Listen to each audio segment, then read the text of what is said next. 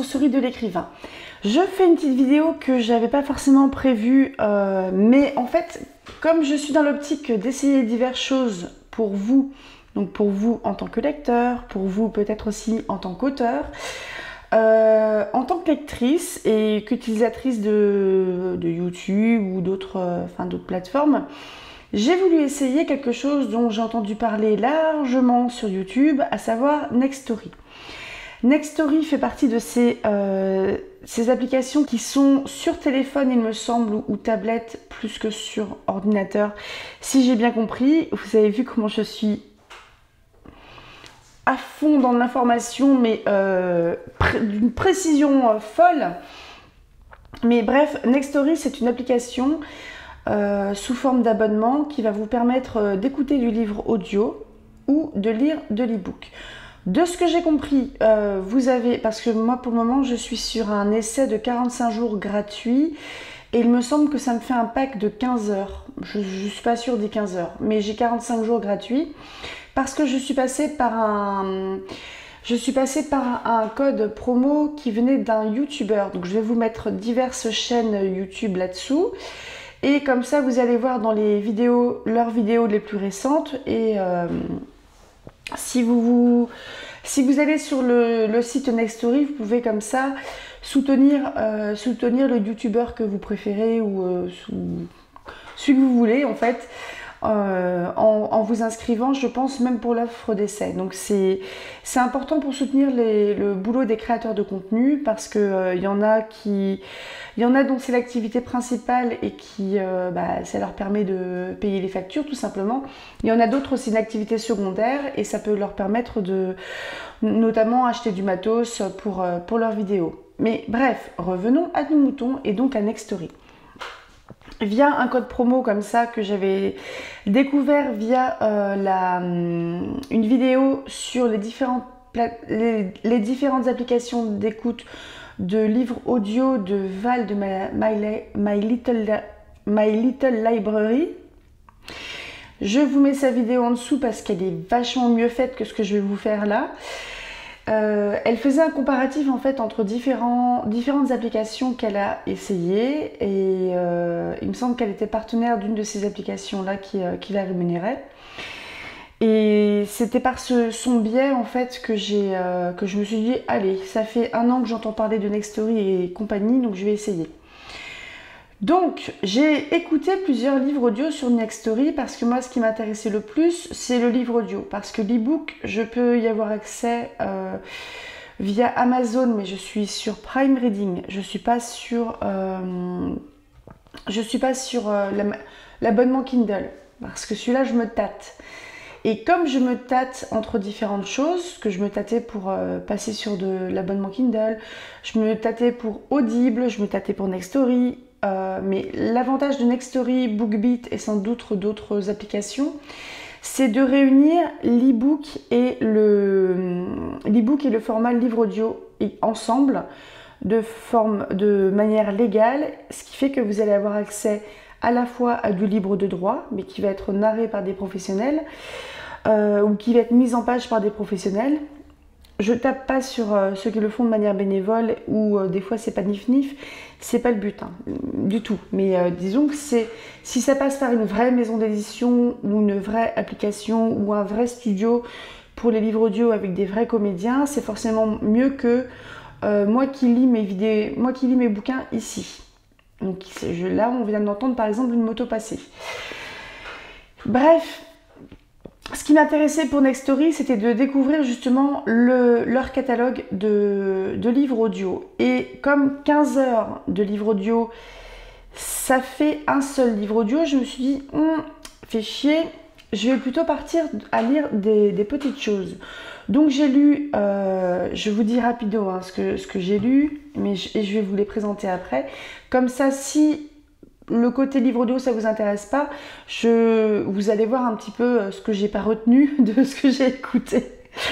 J'ai écouté par exemple Lettre à un jeune poète de Rainer Maria Rilke ou L'inondation d'Evgueni Zamiatin qui est une nouvelle, La Vénus d'Île de Prosper Mérimée qui est également une nouvelle. Je crois qu'il y en avait plusieurs d'ailleurs, je crois qu'il y avait plusieurs nouvelles.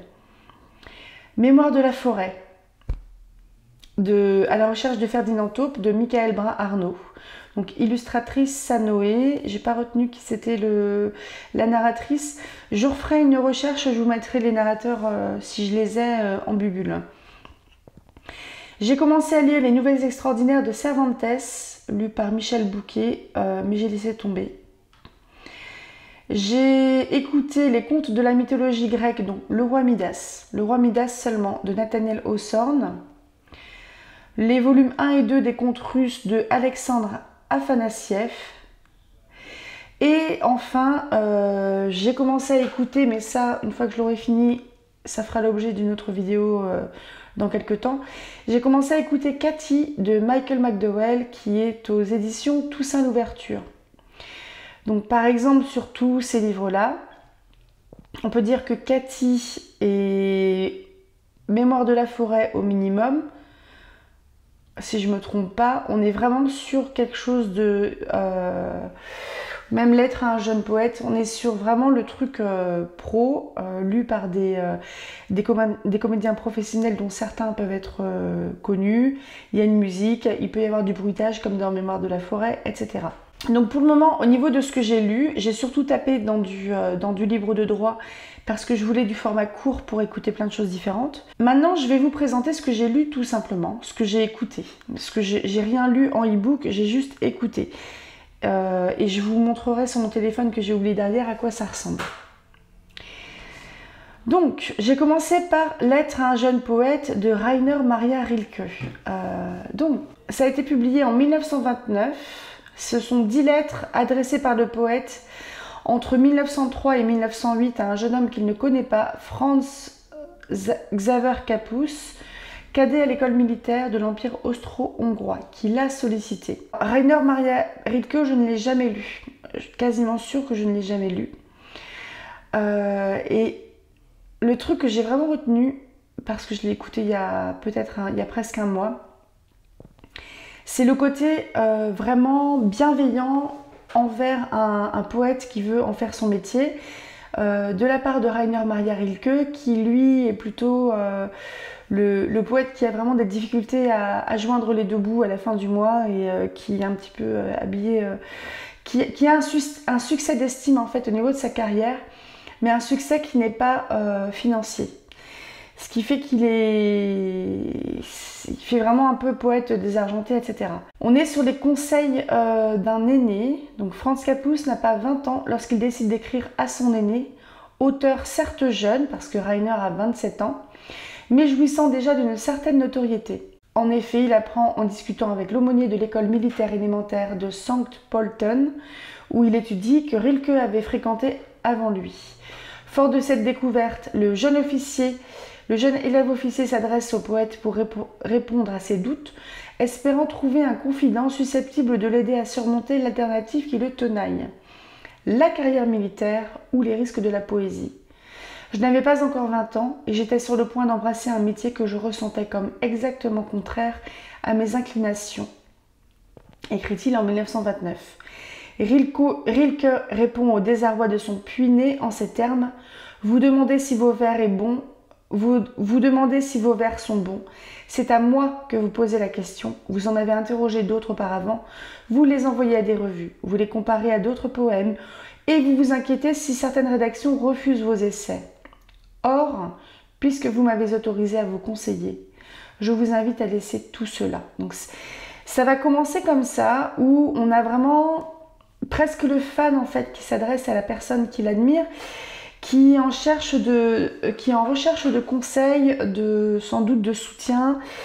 Et c'est quelque chose qu'on sent vraiment, on sent énormément de bienveillance et de respect de part et d'autre. Alors ce sont deux personnes qui ne se connaissent pas, qui sont réunies seulement par l'amour de la poésie et la volonté d'être poète. La correspondance se consacre très peu aux problématiques techniques de la création poétique. Le maître poète renvoie sans cesse son élève à lui-même afin de l'aider à passer dans le monde d'adulte et d'advenir à soi-même. Même l'apprentissage est toujours une longue période, une durée à part. Il est davantage question de thèmes connexes à la création, la solitude et la maîtrise intelligente de cette dernière, la saisie authentique du monde, l'amour sensuel, charnel et sublime, la tristesse et la mélancolie, l'acceptation d'une certaine forme d'intégration superficielle, juste de quoi dépasser l'opposition vaine entre conformisme et anticonformisme, l'acceptation de ce qu'on est véritablement. Donc, ce sont des notes de Marc B. de Launay dans sa présentation de l'ouvrage. Roland Barthes estime que c'est une œuvre du vouloir écrire. L'un de ces textes qui permettent à ceux qui n'ont pas encore écrit mais qui en ressentent le désir, sinon le besoin, de franchir le pas et de se lancer dans une carrière d'écriture. On parle de recherche de vérité intime, rentrez en vous-même, cherchez la raison qui au fond vous commande d'écrire, creusez en vous-même jusqu'à trouver la raison la plus profonde, et si de ce retournement vers l'intérieur, de cette plongée vers votre propre monde, des vers viennent à surgir, vous ne penserez pas à demander à quiconque si ce sont de bons vers. Mais ce sont des textes qui, de toute manière, sont libres de droit.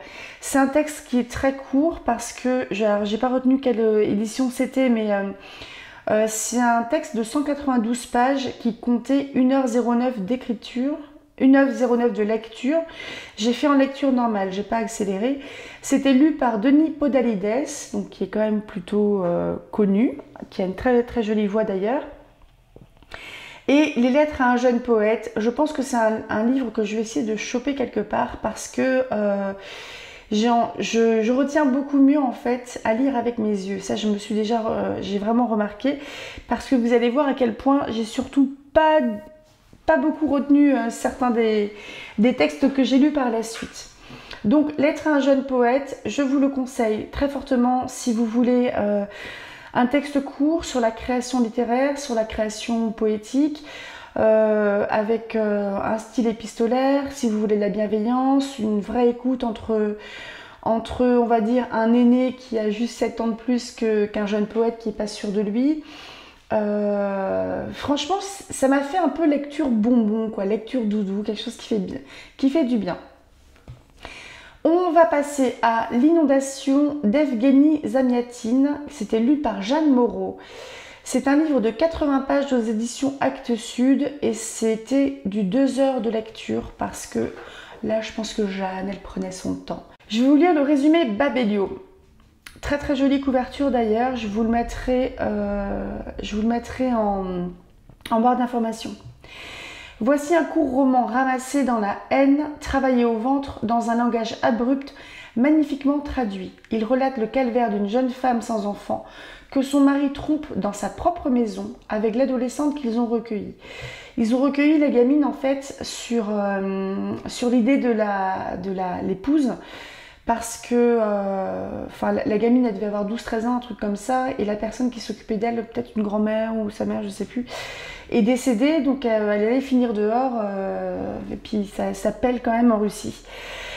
Et si vous voulez, on sent en fait de la part de l'épouse qu'elle a voulu recueillir cette gamine-là à la fois pour l'aider et peut-être aussi pour l'adopter. Parce que l'enfant n'arrive pas. Et on a un couple qui s'aime, vraiment, je ne sais plus comment il s'appelle du tout, mais on a un vrai couple qui s'aime, c'est très pudique. Je dirais même que ce sont des rapports qui sont assez froids, sans faire de jeu de mots sur la Russie, mais ils ont... Ouais, c'est vraiment une relation qui est assez rugueuse. Donc on a le père de famille, enfin l'homme de la maison, qui est justement l'homme de la maison, qui décide et compagnie. La gamine qui est adoptée, entre guillemets, elle commence à prendre de plus en plus de place et elle grandit, elle commence à avoir des formes, donc elle attire l'œil du mari. Et jusqu'à ce qu'en fait, l'épouse a fait cocotte minute parce qu'elle commence à repérer des choses. Et on est sur une jeune fille qui est quand même dans la séduction, à la fois avec l'époux donc qu'il a accueilli dans sa maison, mais ça peut être aussi avec des gars de l'extérieur. Et on sent que ça va pas finir bien, si vous voulez. Ne lisez pas les résumés parce que c'est un livre qui est très court Et de toute manière, on sent que ça va pas finir très bien. Et il y a tout un rapport entre la Neva, qui est peut-être une rivière ou un fleuve, qui va déborder, qui va inonder les rues, ça déborde de partout. Et justement la colère de cette épouse-là qui est trompée sous son propre toit par une jeune fille qu'elle-même a recueillie sur sa propre initiative. Et franchement c'est chouette, c'est une très belle écriture. Je vais essayer de vous choper des citations. C'est ainsi que vous regardent les chats, fixement, en remuant leurs pensées étranges et devant leurs yeux verts, devant leurs pensées étranges, leurs pensées de chat, on en a tout à coup un peu froid dans le dos. Vous voyez, c'est un peu cette ambiance-là on est un peu sur du mystérieux, sur il va se passer une catastrophe qui arrive, mais on ne sait pas trop quoi. Donc c'est une lecture que je vous conseille vraiment. Et si vous êtes intéressé par la lecture par Jeanne Moreau, très bonne, j'en ai un très bon retour. Enfin, moi j'ai vraiment vécu le truc. On passe ensuite à la Vénus d'Île de Prosper Mérimée. C'était lu par Clément Bresson. C'est un livre de 120 pages qui durait 1h57 minutes. Ce livre-là, c'est un livre que j'ai lu quand j'étais sans doute au collège et que j'ai vachement oublié parce que ça remonte beaucoup. Et je pense que... Ah oui, voilà, ça ressemble un peu au biblio-collège là, de chez Hachette. Une beauté merveilleuse, un corps parfait, des contours si purs, des formes exquises et voluptueuses, mais un visage. Un visage où l'incroyable beauté le dispute au dédain, à l'ironie, à la froide cruauté. C'est Vénus sortie de terre, l'idole redoutable et magnifique, éternelle, fascinante. À quoi songeait l'impétueux jeune homme en lui passant l'anneau nuptial, le malheureux? Quel infernal hymen vient-il de céder? Car c'est elle l'épousée, elle qui viendra réclamer son dû le soir des noces. Le sage se moque des visions et des apparitions surnaturelles, le raisonneur fait fi des mises en garde, il se rit des prétendus fantômes et des récits adressés les cheveux sur la tête. Quelle erreur, quelle redoutable erreur! Une Vénus en bronze a été découverte dans la petite ville d'Île. Cette étonnante statue d'une étrange beauté hante les imaginations, déchaîne les passions, alors que se préparent les noces du jeune Alphonse et de mademoiselle de Puygarrigue. Est-elle une bienveillante représentation de la déesse de l'amour, comme l'affirment les archéologues? Est-elle maléfique, comme le prétendent les habitants du village? Les curieuses inscriptions gravées sur son socle apporteront-elles une réponse aux mystérieux événements qui bouleversent la région? J'ai pas un grand souvenir de tout, honnêtement. C'était pas la narration du tout. Je pense que c'est des très longues phrases de mémoire et donc c'est pas la narration de Clément Bresson. Je pense que c'est vraiment la narration de l'auteur qui a fait que fallait vraiment être super accroché en termes d'attention. Et je sais plus ce que je faisais parce qu'en général les livres audio j'écoute quand je fais autre chose en même temps. Donc je fais la vaisselle, je fais la popote, des trucs comme ça. Je vais pas les écouter par exemple avant d'aller me coucher parce que je vais dormir, sûr. Et si vous voulez, on a une ambiance un petit peu, pour ceux qui ont lu La peau de chagrin de Balzac, je l'ai lu sur la chaîne si ça vous intéresse. On ne sait pas. On ne sait pas si c'est On ne sait pas si c'est tout le monde qui est en train de s'imaginer des tas de choses. On ne sait pas si la Vénus est vraiment quelque chose de maléfique. Vous voyez, on est vraiment de cet ordre-là, un petit peu limite roman gothique. Après, il y a un truc que j'ai trouvé assez bizarre, mais je pense que j'ai décroché, donc j'ai pas réussi à lier toutes les scènes dont je me souviens. C'est ce qui mériterait, en fait, j'ai fait exprès de lire celui-là en livre audio parce que je l'ai récupéré chez ma grand-mère, donc c'est prévu que je le lise. Mais à un moment, je crois que c'est ce personnage Alphonse, il me semble, ouais, qui va se retrouver dans les pays du Maghreb. Sans doute pays du Maghreb, je sais plus, ou peut-être en Algérie, je suis pas sûre. Et il y a une description de l'indigène, mais disons que aujourd'hui ça passe plus du tout. Donc peut-être oui quand c'est sorti quand je sais pas quand De quand date Prosper Mérimée? Ah ben, il est né en 1803, il est mort en 1870. C'est un archéologue. Mais ça fleure bon le colonialisme et les Blancs, ils sont plus forts. Et puis vous avez vu, ces pauvres Maghrébins colonisés, ils sont quand même bien stupides, quoi. Donc il y a un regard vraiment d'homme blanc sur les traditions, sur l'apparence, sur toute cette culture de là-bas, un jugement d'homme blanc. Moi, ça me faisait un peu me crisper, honnêtement. Pourtant, je pense que j'ai un seuil de tolérance à la crispation qui est assez...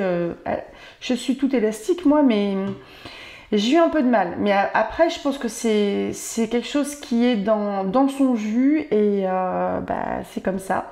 J'ai un souvenir très flou et très raciste de l'œuvre. Et je sais pas du tout, je me souviens plus du tout comment ça finit, en fait. Je pense que c'est très verbeux, ce qui fait que je me suis perdue au niveau de la narration en livre audio. Ensuite, j'ai lu, alors là, je vous le conseille à 10 000%. J'ai lu Mémoire de la forêt, le premier tome, à la recherche de Ferdinand Taupe, de Michael Brun-Arnaud. L'illustratrice c'est Sanoé, on est chez l'École des loisirs. C'est un livre qui durait 2 heures. Donc je ne sais pas combien de pages c'est, mais c'est un album, hein, c'est un album jeunesse. Très illustré. Alors là, on était plus sur une fiction entre guillemets radiophonique que sur un livre qui est lu. On avait du bruitage, on avait plusieurs voix, on avait plusieurs comédiens. Ce qui fait que j'ai pas retenu qui c'est. Je vous les mettrai en barre d'infos parce que je regarderai sur mon téléphone. Je vous les mettrai dans la bubule, pardon. Je vais vous faire un petit résumé. Dans la forêt de Belle-Écorce, au creux du chêne où Archibald Renard tient sa librairie, chaque animal qui le souhaite peut déposer le livre qu'il a écrit et espérer qu'il soit un jour acheté. Depuis que ses souvenirs le fuient, Ferdinand Taupe cherche désespérément à retrouver l'ouvrage qu'il a écrit pour compiler ses mémoires afin de se rappeler les choses qu'il a faites et les gens qu'il a aimés. Il en existe un seul exemplaire déposé à la librairie il y a des années, mais justement, un mystérieux client vient de partir avec. À l'aide de vieilles photographies, Archibald et Ferdinand se lancent sur ses traces en forêt, dans un périple à la frontière du rêve, des souvenirs et de la réalité. C'est juste sublime. C'est une série de livres, je ne sais pas si c'était juste le premier, mais qui a remporté plusieurs prix. Il y a le prix Babelio Jeunesse 2022, le prix Sorcière de chez Carrément, le prix Passionnante chez Univers Mini. Je ne maîtrise pas du tout ce que je suis en train de dire, hein. Et on a le problème avec Ferdinand, c'est qu'il a la maladie de l'oubli-tout. Donc vous voyez, on est vraiment dans un livre pour enfants. Je pense que vous pouvez tout à fait le faire lire pour des enfants de primaire. Peut-être pas trop avant parce que c'est quand même triste. C'est quand même triste. Parce que ce pauvre Ferdinand, en fait, il oublie tout. Il sort en pyjama, il a oublié ce fameux bouquin, il a oublié qu'il a rencontré Archibald, il va à la librairie, il s'endort sur le banc parce qu'il n'arrive plus à retourner chez lui. Et c'est un bonbon. C'est d'une bienveillance. Et on est vraiment du côté de la bienveillance, de la solidarité qui est... qu'est-ce que c'est beau! Je pense que j'achèterai les albums, je vais les garder, je vais les lire. Et toute la narration, c'est vraiment, comme je vous disais, ça fait très pièce radiophonique. C'est très adapté pour des enfants parce que là, par exemple, ils ont découpé l'histoire en chapitres. Il y a des indices comme si l'enfant devait enquêter sur quelque chose. Et il y a un petit récap au début et à la fin de chaque chapitre, donc ça fait tout à fait l'histoire à écouter le soir avant d'aller dormir, avec un petit récap de ce qui s'est passé avant et un petit récap à la fin du chapitre de ce que l'enfant vient d'écouter. Et des indices précédents, genre est-ce que tu te souviens, tu as trouvé une lettre. Enfin, ils ont trouvé une lettre où il y avait une photo de Ferdinand quand il était jeune avec une autre dame, avec une dame taupe. Ouais. Donc c'est une lecture qui est très accompagnée, en tout cas sur la version que j'ai écoutée sur Nextory. Et donc je peux pas me prononcer sur l'album que je n'ai pas lu, donc je sais pas comment c'est foutu. Mais pour moi, c'est vraiment accessible, mais plutôt en lecture accompagnée parce que c'est quand même bien triste et faut un petit peu rattraper le truc, quoi, si vous voulez. Ça peut faire écho à plein de choses aussi à l'enfance. Si dans votre entourage, vous avez un parent qui commence à être dément ou à être dans la maladie d'Alzheimer. Ça me touche, moi. Bref, je m'arrête là, mais c'est une très très belle histoire. Et on est vraiment dans du tout public. On est plus dans le tout public où c'est un livre pour enfants, un peu comme Le Petit Prince, où l'adulte va comprendre plus de choses, mais il n'y a pas des clins d'œil à l'adulte qui vont échapper à l'enfant. C'est une histoire pour enfants. Mais c'est pas une histoire pour bébé, entre guillemets. C'est pas, vous n'allez pas vous ennuyer si vous écoutez ça tout seul ou si vous lisez ça tout seul. Donc, on va passer ensuite à... celui-là, je l'ai laissé tomber. Nouvelles extraordinaires de Cervantes, c'était lu par Michel Bouquet. Alors pour les jeunes, Michel Bouquet c'était un comédien français très important, très reconnu dans son métier. C'est un recueil de 11 nouvelles qui était plutôt courte parce que l'enregistrement durait 48 minutes. C'était un enregistrement qui était assez sobre. Et en fait, la narration me faisait vachement penser à la TSF. Là, les anciens, ils vont savoir ce que ça va... Vous voyez un peu les voix de radio des années 40. Ça me faisait vraiment penser à ça. Et Cervantes, c'est quand même, je crois que c'est le XVIIe siècle, si je ne dis pas de bêtises. Ou plus ancien que ça, il est mort tout début 17e, donc c'est 16-17e siècle. Il est né en 1547 et est mort en 1616. Et si vous voulez, j'en ai aucun souvenir de ce que j'ai lu, mais vraiment rien. Et en fait, ça m'ennuyait parce que aussi, c'est une langue qui est éloignée, entre guillemets. Je pense que la version que j'ai écoutée, c'est une langue, on va dire, qui va être plus pour ceux qui ont l'habitude de ce langage de cette époque-là. Et c'est pas adapté à celui de nos jours. Donc moi, ça m'a un peu gonflé parce que il fallait que je fasse un effort supplémentaire pour comprendre en fait ce que j'écoutais. Pourtant, au niveau narration, même s'il y avait le côté très radio années 40, c'était bien narré dans la mesure où il ne fallait pas tendre l'oreille. Il fallait tendre l'oreille pour comprendre pas ce que baragouinait le narrateur, c'est ce que disaient les mots, quoi, et le sens de la phrase. Et ça m'a demandé trop de trucs, donc je me suis dit, oh, tant pis, hop, je pensais à mes 15 heures qui couraient, donc j'ai abandonné au bout de 3 nouvelles et je serais bien incapable de vous résumer quoi que ce soit là-dedans. C'était, attendez, les Nouvelles extraordinaires de Cervantes. Ça m'intéressait par rapport à Don Quichotte. C'est ce qui m'intéresse par rapport à Don Quichotte. Ah bah voilà, j'ai retrouvé le... Alors, Miguel de Cervantes publie en 1613 le recueil des Nouvelles extraordinaires dont sont tirés Le licencié de verre et La force du sang. C'est alors un homme usé et fatigué, il meurt 3 ans après, par la vie d'aventure qu'il a menée. Cet ancien soldat reconverti dans l'écriture, auteur du premier best-seller de l'histoire de la littérature, l'ingénieux Hidalgo Don Quijote de la Mancha, livre dans ses nouvelles une véritable leçon d'écriture, alliant l'humour froid et la critique politique, mêlant dans son texte toutes les facettes de son génie littéraire. Mais bon, moi j'ai pas kiffé. Je n'ai pas kiffé. Et j'ai lu ensuite... Donc, parmi les contes de la mythologie grecque, Le roi Midas de Nathaniel Hawthorne, lu par Lou Saint-Agne. Donc, ça durait 43 minutes. C'était une seule nouvelle, mais qui était assez longue parce qu'elle était chapitrée, de mémoire en 3 chapitres. Donc, l'histoire du roi Midas. Il y avait une fois un homme très riche qui s'appelait Midas. Il était roi. Ce roi avait une petite fille dont nul autre que moi n'a entendu parler. J'ai complètement oublié son nom. Peut-être même ne l'ai-je jamais su. Alors, comme j'aime que les petites filles aient des noms bizarres, je l'appellerai Marie d'or. D''OR. Savez-vous ce que le roi aimait plus que tout au monde? C'était l'or.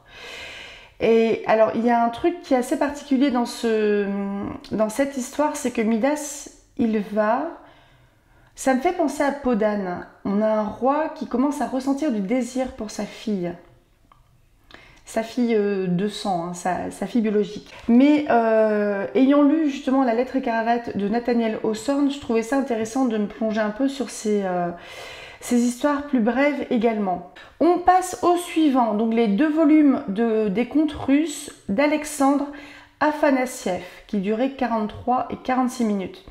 Donc à chaque fois, il y avait 3 ou 4 contes, donc un total de 7-8 contes. Je retourne sur Babelio.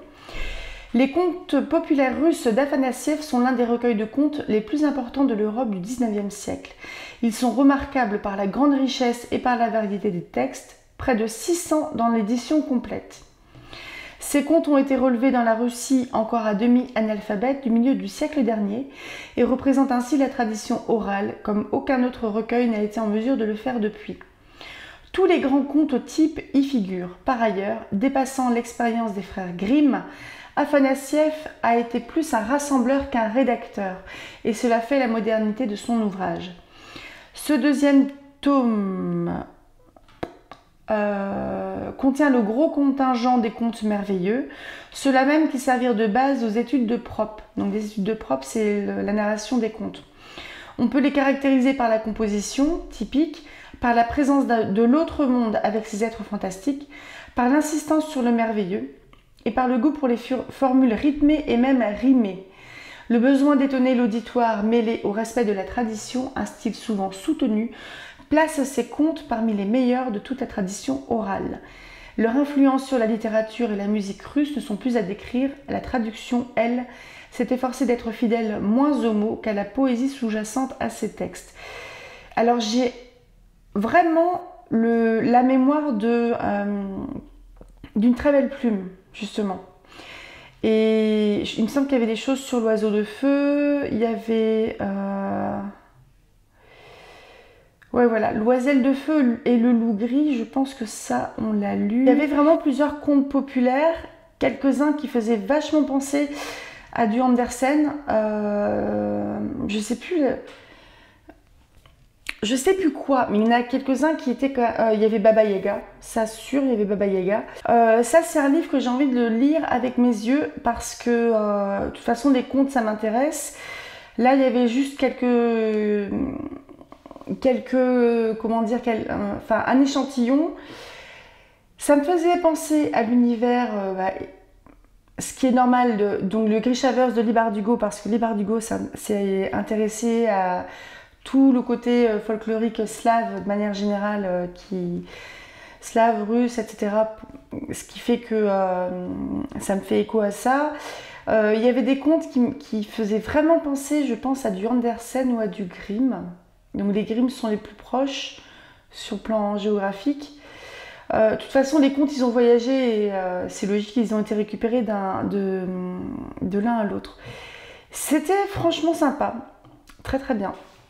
Mais j'ai rien retenu, grosso modo. Et là, je vais juste vous en parler très rapidement parce que j'ai lu même pas un quart. J'ai écouté même pas un quart, mais j'ai commencé à écouter Cathy de Michael McDowell. C'est aux éditions Toussaint Louverture, c'est lu par Ariane Brousse, donc c'est une version audible. Si vous êtes sur Audible, Amazon ou je sais pas quoi, vous allez les retrouver.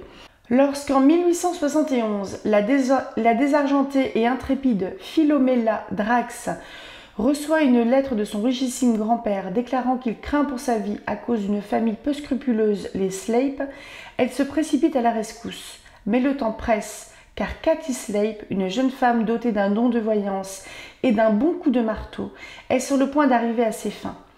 Démarre alors une traque endiablée, des rues poussiéreuses d'un village du New Jersey aux trottoirs étincelants de Saratoga, en passant par les quais de New York.